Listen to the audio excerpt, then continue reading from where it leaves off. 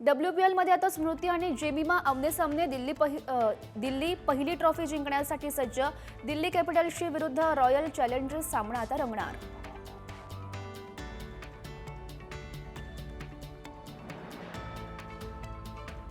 Team इंडियाचा hitman आता पद्मश्री। रोहित शर्माचा सर्वोच्च नागरी सन्मान। हा सन्मान केवळ माझाच नाही तर माझ्या प्रवासात योगदान देणाऱ्या प्रत्येकाचा। पद्मश्री मिळाल्यानंतर रोहितने व्यक्त केली कृतज्ञता।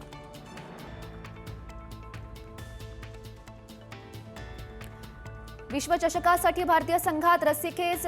प्लेइंग 11 मध्ये जागा मिळवण्यासाठी अनेक खेळाडूंमध्ये चुरस। संजू सॅमसनचे भवितव्य टांगणीला। संजूसाठी सराव सामना ठरणार अखेरची संधी।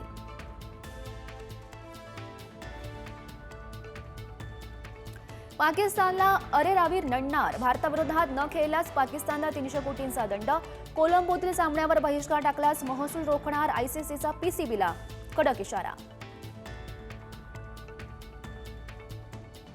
पीव्ही सिंधूची आशियाई सांघिक चॅम्पियनशिपमधून माघार। भारतीय महिला बॅडमिंटन संघाला मोठा धक्का। प्रकृतीच्या समस्येमुळे सिंधूचा स्पर्धेतून बाहेर पडण्याचा हा निर्णय।